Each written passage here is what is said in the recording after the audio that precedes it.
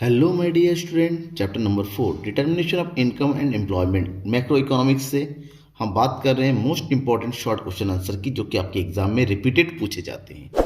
ठीक है, कौन कौन से वो क्वेश्चन से लगातार बने रहिए, लास्ट तक आपको सारे क्वेश्चन के जो है इजी आंसर मिलेंगे, क्योंकि मैंने तैयार किए हैं ताकि आप एग्जाम में आसानी से इन क्वेश्चन के आंसर लिख सके। आप किसी भी बोर्ड की क्यों ना हो, बट ये क्वेश्चन इंपॉर्टेंट होता है। तो कौन कौन से क्वेश्चन है? First question, explain the concept of aggregate demand, also give the components of aggregate demand. Aggregate demand जिसको शॉर्टकट में हम क्या लिखते हैं? एडी लिखते हैं, एडी। तो क्या होता है एग्रीगेट डिमांड, उसके कंपोनेंट्स कौन होते हैं? तो सिंपल अगर बता एक्सप्लेन करना चाहें तो आंसर हो सकता है कि aggregate demand is the value of total expenditure on all goods and services in an economy during an fiscal year. किसी भी इकोनॉमी में, उस इकोनॉमी में जितने भी रेजिडेंट होते हैं वो जितने भी गुड्स एंड सर्विसेज पर जो भी एक्सपेंडिचर करते हैं, ठीक है ना, जो भी एक्सपेंडिचर करते हैं उनका सम टोटल क्या होता है? उनका सम टोटल ही एग्रीगेट डिमांड होता है। इसका मतलब ये हुआ कि क्योंकि जो एक्सपेंडिचर होता है वो दो तरीके का होता है। एक तो नॉर्मली हम क्या करते हैं, अपने सेटिस्फेक्शन के लिए गुड्स एंड सर्विस पर एक्सपेंस करेंगे, या फिर पैसा जो बचा हुआ था उसको हम कैपिटल गुड्स पर एक्सपेंस करेंगे। That means AD is the summation of consumption and investment. Consumption का मतलब होता है expenditure on goods and services, और इन्वेस्टमेंट का मतलब होता है एक्सपेंडिचर ऑन कैपिटल गुड्स। तो ऐसे कंजप्शन को शॉर्टकट में सी लिखते हैं और इन्वेस्टमेंट को शॉर्टकट में आई लिखते हैं। ऐसे में एडी का जो शॉर्टकट फॉर्मूला बनता है equation, AD equal to C plus I. For example, यहाँ पर इसको एग्जाम्पल देखेंगे क्योंकि शॉर्ट में आता है, तो विद एग्जाम्पल बताएंगे तो इजीली मार्क्स आपको अच्छे से मिल सकते हैं। ठीक है, तो आंसर क्या है? वाई इनकम है, मानते हैं वो इनकम हमारा जो है इस राउंड हो रहा है, ये कंजप्शन है। ये जब हमारा जीरो इनकम होता है, क्योंकि कोई इनकम नहीं होता, तब भी हम कुछ ना कुछ तो कंज्यूम करेंगे ही, खाना तो खाना ही पड़ेगा। तो ऐसे में, और हमारा इन्वेस्टमेंट हम ही मान के चलते, इकोनॉमी हमेशा क्या रहता है? सेम रहता है, चेंज नहीं होता जल्दी। तो सी प्लस आई दोनों का टोटल क्या होता है? एडी होता है। तो इसको हम इस तरह से ग्राफ में शेयर करेंगे, जब आई इन्वेस्टमेंट जो इकोनॉमी हमेशा क्या रहता है? सेम रहता है। कंजप्शन के बढ़ने के साथ साथ हमारा एग्रीगेट डिमांड भी बढ़ता हुआ चला जाता है, राइट। अब बात करते हैं कंपोनेंट की। नॉर्मली आपसे अगर कंपोनेंट के बारे में पूछा जाता है, अलग से ही पूछ सकता है, इस क्वेश्चन में पूछ सकता है, तो ध्यान में रखिएगा कि कंपोनेंट ऑफ एडी को दो कैटेगरी में बांट सकते हैं। एक होता है क्लोज्ड इकोनॉमी में और एक होता है ओपन इकोनॉमी में। क्लोज इकोनॉमी में केवल दो ही कंपोनेंट होते हैं, एक होता है कंजप्शन और एक होता है इन्वेस्टमेंट, सी प्लस आई। तो नॉर्मली हमसे कुछ नहीं पूछा गया था, हम पूरा सारे कंपोनेंट की बात करेंगे, ओपन इकोनॉमी की बात करेंगे। इन ओपन इकोनॉमी जो एग्रीगेट डिमांड के 4 जो कंपोनेंट होते हैं, जिसमें सी का मतलब होता है हाउस होल्ड कंजप्शन, मतलब consumption on goods and services. I का होता है investment expenditure by the firm जो अपने कैपिटल गुड्स पर एक्सपेंस करते हैं। गवर्नमेंट का एक्सपेंस है, गवर्नमेंट एक्सपेंस है जी फॉर जो अपनी कंट्री के लोगों की जरूरत को पूर्ण के लिए एक्सपेंस करते हैं। और लास्ट है X minus M. X minus M का मतलब होता है net export, that is export minus import, right. ये कंपोनेंट पता चल गया। ये क्वेश्चन और फर्स्ट था। क्वेश्चन नंबर अगर सेकंड की बात करते हैं, क्वेश्चन के explain the concept of aggregate supply. Aggregate supply के कौन कौन से कॉन्सेप्ट हैं? The aggregate supply, the quantity of goods and services produced by entire economy constitutes the total supply or aggregate supply। किसी भी इकोनॉमी में जितने भी प्रोड्यूसर रहते हैं उनके थ्रू जितने भी फाइनल गुड्स एंड सर्विस का प्रोडक्शन होता है, उनका सम टोटल ही टोटल सप्लाई या फिर एग्रीगेट सप्लाई के नाम से जाना जाता है। That means aggregate supply is the money value of final goods and services और नेशनल प्रोडक्ट। क्योंकि money value goods and service का होता है, वही जीडीपी भी होता है। ऐसे में किसी भी इकोनॉमी का जो जीडीपी होता है उस कंट्री के टोटल एग्रीगेट सप्लाई के इक्वल होता है। सो हम इसको इस तरह रिप्रेजेंट कर सकते हैं, A S equal to Y equal to C plus S, जहाँ बॉय हो रहा है ये कंजप्शन है, आप सबको बताए। कंजप्शन माइनस करने के बाद जो बचेगा that is known as saving. ठीक है, इनकम में से कंजप्शन माइनस करके सेविंग बचा, क्योंकि जीरो इनकम पर भी कुछ ना कुछ कंज्यूम होता ही है, ये मैंने पहले ही बता रखा है आपको। तो zero minus 100 equal to minus saving. Normally जो है माइनस से शुरू होता है, धीरे धीरे इनकम के बढ़ने के साथ साथ हमारा सेविंग भी बढ़ता हुआ चला जाता है। इन दोनों का टोटल देखिए ए एस हो रहा है, तो यहाँ पर हमेशा Y equal to A S रहेगा। और इसका ये जो ग्राफिकल रूप में प्रेजेंट, ये हमेशा 45 डिग्री के एंगल में बनता है, सीधा ऊपर की ओर चढ़ता हुआ सीधी लाइन। Okay, next. अब नेक्स्ट जो क्वेश्चन है बहुत ही ज़्यादा इंपॉर्टेंट क्वेश्चन है आपके एग्जाम के हिसाब से। क्वेश्चन है what is marginal propensity to consume, how is it related to marginal propensity to save. Marginal propensity to consume क्या होता है और मार्जिनल प्रोपेंसिटी टू सेव से किस तरह से रिलेटेड है। बेसिकली जब भी इस तरह की कोई क्वेश्चन होता है दोनों की मीनिंग को बताइए आप।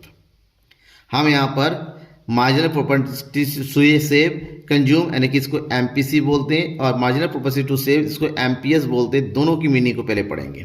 First, marginal propensity to consume is the ratio to change in consumption expenditure to change in income।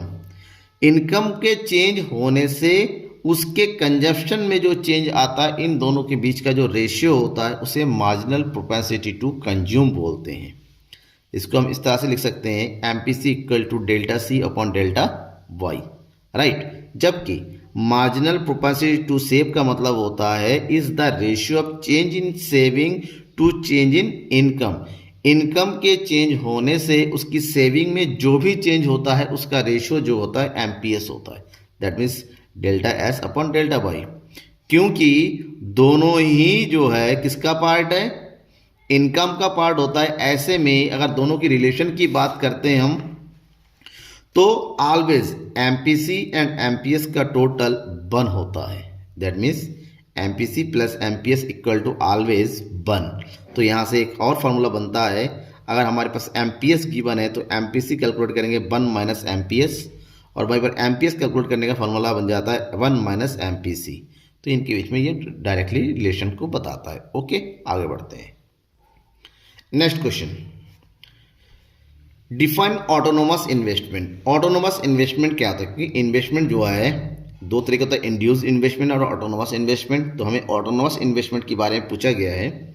The investment which is not influenced by expected profitability और level of income is called autonomous investment. किसी भी economy के ऐसे investment जो ना ही profit के और ना ही इनकम, किसी भी तरह के इनकम से अफेक्ट नहीं होता है, ये नॉर्मली किसी भी इकोनॉमी में गवर्नमेंट के थ्रू किया जाता है ताकि कंट्री का जो है ग्रोथ एंड डेवलपमेंट किया जा सके। In fact it is an investment expenditure incurred by the producer with a view to continue production और इट इज प्रेजेंट लेवल। कोई प्रोडक्शन, कुछ ऐसा इन्वेस्टमेंट हमेशा करना पड़ता है कि प्रोडक्शन बढ़ा या ना बढ़ा, लेकिन उसको प्रोडक्शन लेवल को बनाए रखने के लिए करना ही पड़ता है। ऐसे में इकोनॉमी में ये ऑटोनोमस इन्वेस्टमेंट जो है नॉर्मल एक फिक्स रेशियो में बना हुआ रहता है, क्योंकि गवर्नमेंट को कंट्री के डेवलपमेंट के रखना रहता है। सो हम ऑटोनोमस इन्वेस्टमेंट को एक सीधी लाइन में शो करते हैं, राइट। समझ में आ गया, ये छोटा सा आंसर है जो 2 मार्क्स में आता है, बहुत इनफ है कितना। Next question, what is the difference between plan investment and actual investment. Plan investment में और एक्चुअल इन्वेस्टमेंट में क्या डिफरेंस है, ठीक है। तो दोनों का मतलब अगर समझते हैं पॉइंट टू पॉइंट बेसिस के साथ, सबसे पहले हम इसकी मीनिंग की बात करें तो प्लान इन्वेस्टमेंट क्या है, it refers to the desired level of investment. ये एक ऐसा इन्वेस्टमेंट है जो ये प्लान किया जाता है कि कितना इन्वेस्टमेंट किया जाना चाहिए, बट एक्चुअल इन्वेस्टमेंट का मतलब it is refers to the realise level of, ये रिलाइज मतलब कितना किया गया है, एक्चुअल की बात करता है। रिएक्शन विद सेविंग, सेविंग के साथ इसका क्या रिएक्शन है। In accounting year plan investment में और may not be equal to plan saving. किसी भी इकोनॉमी में जो प्लान इन्वेस्टमेंट होता है जरूरी नहीं वो प्लान सेविंग के बराबर हो, but in the actual investment in an accounting year actual investment is always equal to actual investment. ये हमेशा एक्चुअल सेविंग के बराबर होता है, जितना एक्चुअल सेविंग होगा उतना ही इन्वेस्टमेंट होगा, क्योंकि investment is the part of saving. Normally हम बात करते हैं कि जितना हमने सेव किया है उतना हम एक्चुअली में इन्वेस्टमेंट कर देते हैं, ठीक है। Next, determination of income. Equilibrium level of income is determined where plant investment is equal to the plant saving. जिस लेवल पर plant investment I plant saving के इक्वल होगा उस लेवल को हम क्या बोलते हैं, इक्विलिब्रियम इनकम लेवल बोलते हैं। But actual income has no relation in the determination of equilibrium level of income. जबकि एक्चुअल इन्वेस्टमेंट का इक्विलिब्रियम इनकम से कोई भी मतलब नहीं होता है, इसको कैलकुलेट करने के लिए एक्चुअल इन्वेस्टमेंट का कोई रोल नहीं होता है। और लास्ट में it is also known as ex ante investment, इसको एक्स एंड इन्वेस्टमेंट भी कहा जाता है, और इसका मतलब होता है एक्स पोस्ट इन्वेस्टमेंट। ये एक्चुअल में कितना इन्वेस्टमेंट कर दिया गया इस बात की बात करता है, जबकि ये कितना इन्वेस्टमेंट किया जाना है इस बात की बात करता है, ठीक है। आगे बढ़ते हैं। Question number 6, which are the important elements in the determination of investment. Investment का डिटर्मिनेशन करना हो तो उसे कौन कौन से इंपॉर्टेंट एलिमेंट है जिससे हमारे इन्वेस्टमेंट इफेक्ट होता है। That means also it is also known as the determinants of investment, right. Following are the three elements, mainly three elements होते हैं। कौन कौन से? First, expected return to revenue. हम कहीं पर इन्वेस्टमेंट करने जा रहे हैं तो उससे हम कितने रिटर्न की एक्सपेक्ट करते हैं, ये बात होता है। नेक्स्ट होता है cost. It has three components, cost of purchase of equipment, cost of maintenance of equipment and cost of funds borrowing by the investment. इस बात पर डिपेंड करता है कि हम जो इक्विपमेंट परचेज करने जा रहे हैं उसकी कॉस्ट कितना है, या जो मेंटेनेंस करवाने जा रहे हैं उसकी कॉस्ट क्या है, या फिर हम जो इन्वेस्टमेंट करने जा रहे हैं उसके लिए जो उधारी लेंगे उसका कॉस्ट क्या होता है। इन सब की बात होती है। लास्ट होता है बिजनेस एक्सेप्टेशंस, बुलिश एक्सेप्टेशन। हम ये चाहते हैं कि हमारा बिजनेस, हम इन्वेस्टमेंट नॉर्मली वहीं करते हैं जहाँ पर हमें प्रॉफिटेबिलिटी की जो है एक्सेप्टेशन ज़्यादा होता है, जहाँ पर देखते हैं किसी के शेयर बढ़ रहा है या कहीं पर प्रॉफिटेबिलिटी ज़्यादा हमें मिल सकती है। इसका मतलब बुलिश का मतलब होता है आगे बढ़ना, ऊपर की ओर बढ़ता हुआ, लाइक दिस, जैसे शेयर मार्केट होता है बुल वाला, ठीक है। और दूसरा होता है बेयरिश। बेयरिश का मतलब होता है जहाँ नीचे गिरता हुआ होता है, लाइक दिस। तो अगर हमारे पास प्रॉफिट होने का चांसेस ज़्यादा होता है, ऐसे टाइम में इन्वेस्टमेंट हम बढ़ा देते हैं, और प्रॉफिट होने के चांसेस कम घटते चले जाते हैं, वहाँ पर इन्वेस्टमेंट ऑटोमेटिक क्या होता है, घटता चला जाता है। Next question, question number 7, what do you mean by short run equilibrium output. ये इंपॉर्टेंट है, ठीक है।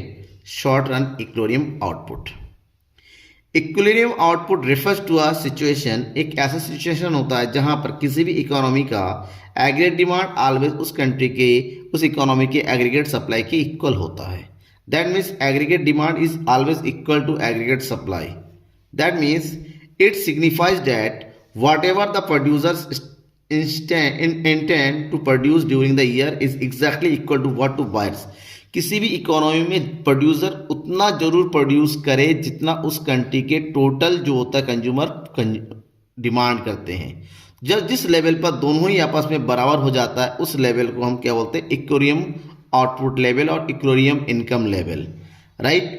और इसी को, क्योंकि शॉर्ट रन की बात होती है, शॉर्ट टर्म की बात होती है, ऐसे में हमेशा एडी के दो पार्ट होते हैं, सी प्लस आई, और एस के भी होते हैं दो, सी प्लस एस।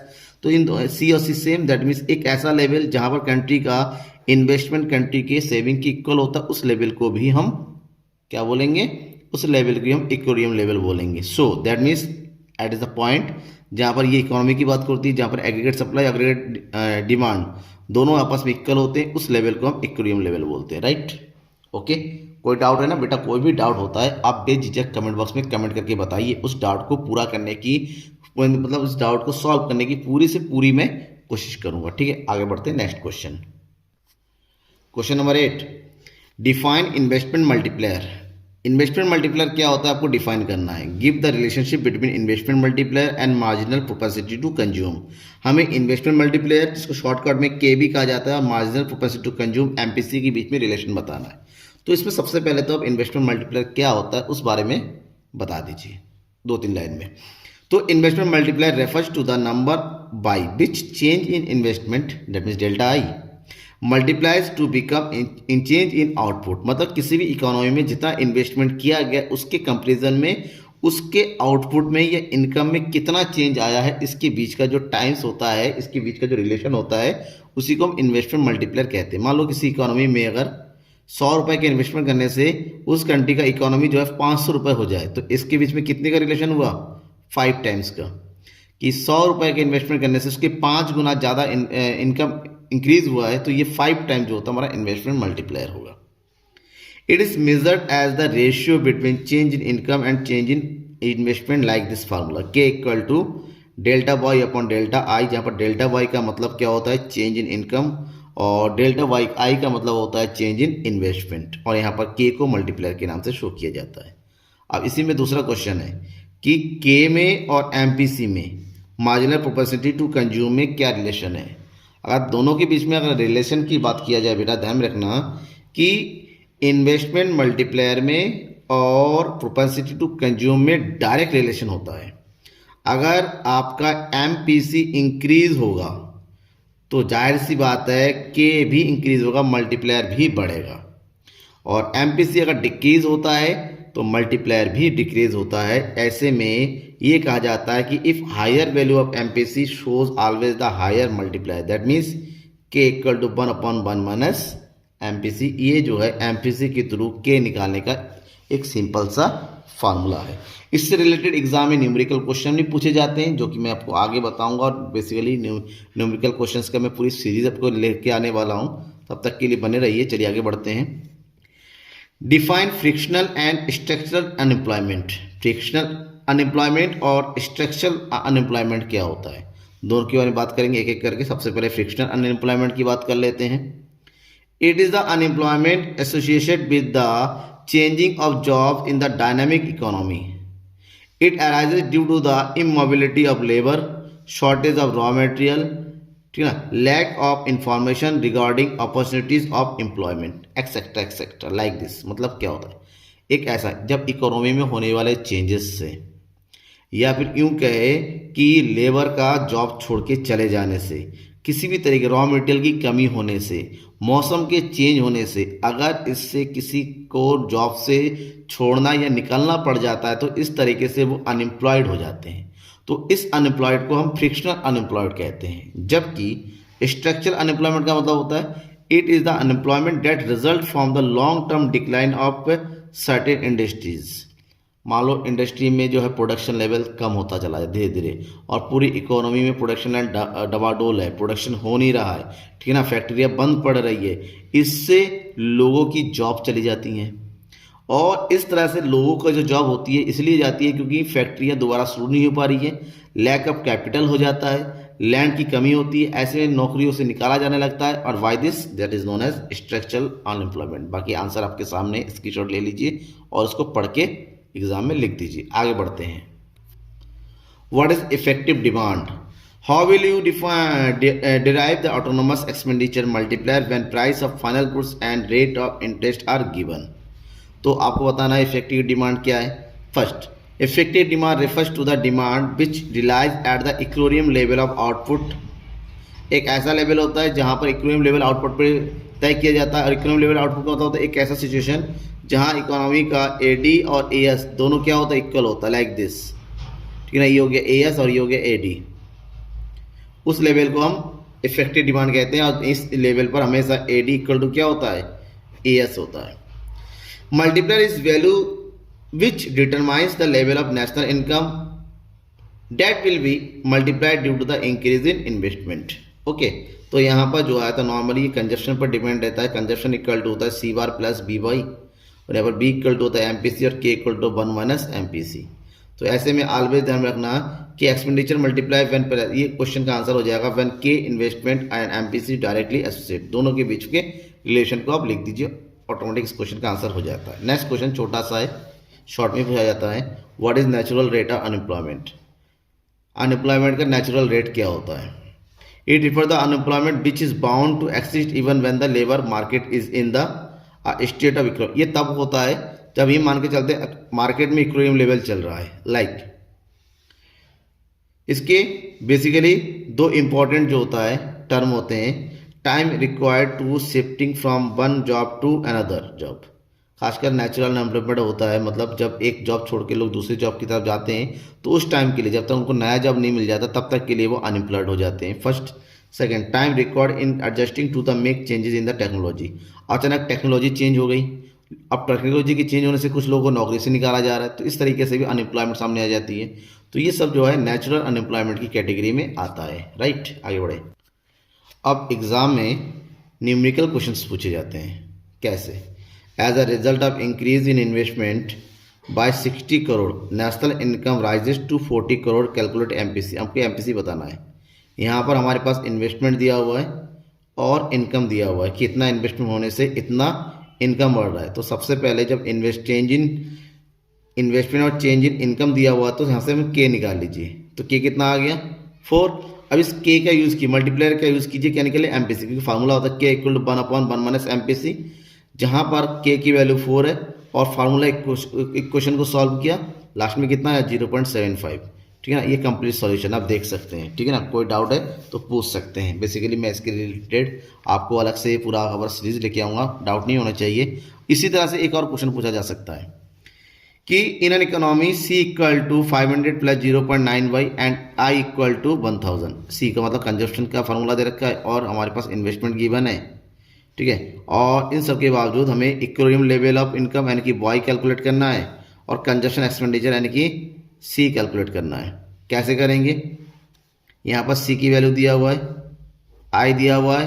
अब नॉर्मली क्योंकि इक्विलिब्रियम लेवल की बात करता है तो हमेशा इक्विलिब्रियम लेवल में Y equal to C plus I होता है। तो यहाँ पर C की जगह C की वैल्यू रख दिया, I की जगह I की वैल्यू रख दिया। तो इस तरीके से पूरा सॉल्व करते हुए हमारे पास इनकम आ गया, दैट इज 15,000। फर्स्ट का आंसर मिल गया क्योंकि फर्स्ट में हमसे पूछा गया था इक्विलिब्रियम लेवल ऑफ इनकम। अब इस Y का यूज़ किया हमने दोबारा फिर से इस फार्मूले में Y equal to C plus I में। हमारे पास इनकम है 15,000 और इन्वेस्टमेंट है 1,000, माइनस कर देंगे तो हमारा 14,000 आ गया consumption. That means answer equilibrium income equal to 15,000 और consumption equal to 14,000, right? Both are completed. Next the question 14, what is excess demand? Excess demand क्या है?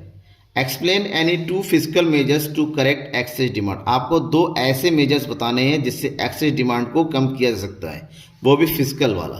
फिजिकल का मतलब जो गवर्नमेंट के थ्रू मेजर्स उठाता है, और एक तो मॉनेटरी जो कि कौन यूज़ किया जाता है? सेंट्रल बैंक के थ्रू, ठीक है ना। हमें यहाँ पर गवर्नमेंट वाला बताना है। Excess demand refers to the situation in which aggregate demand exceed to aggregate supply corresponding to full employment. जहाँ फुल एम्प्लॉयमेंट जितना होना चाहिए, मतलब एक ऐसी पोजीशन जहाँ पर AD इक्वल टू ES होना चाहिए, बट इस पोजीशन में ना आके यहाँ पर क्या होता है, AD is greater than AS हो जाता है। इस सिचुएशन को हम एक्सेस डिमांड कहते हैं, ठीक है। अब इसको ठीक करना है, इकोनॉमी में डिमांड ज़्यादा है, उस डिमांड को ठीक करना है। उसके लिए कौन सा मेजर किया? सबसे पहले गवर्नमेंट सरप्लस बजट बना सकती है। अब सरप्लस बजट बनाने हो सके गवर्नमेंट के जो एक्सपेंडिचर कम हो जाएंगे। It is necessary to government expenditure should be less than its income.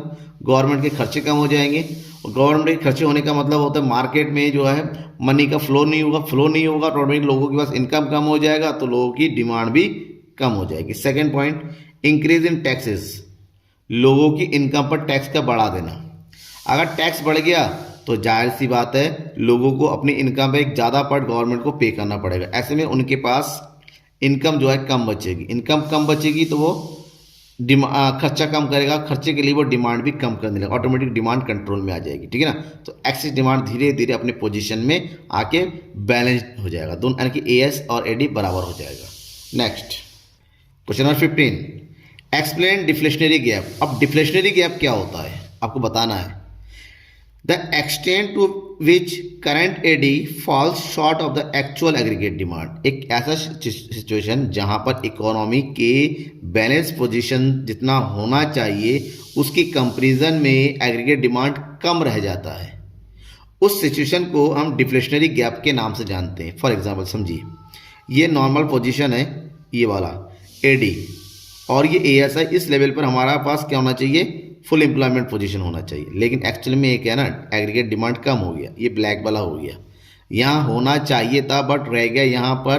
तो AS और AD जहाँ पर इक्वल होंगे उससे पहले इक्वल हो जाते हैं। यहाँ पर AD इक्वल टू AS, तो जहाँ पर इक्विलिब्रियम लेवल होना चाहिए उससे ठीक पहले इक्विलिब्रियम लेवल का पोजीशन आ जाती है। तो इस दोनों के बीच का जो डिफरेंस होता है, ये वाला पॉइंट, इस डिफरेंस को हम डिफ्लेशनरी गैप से नाम जानते हैं।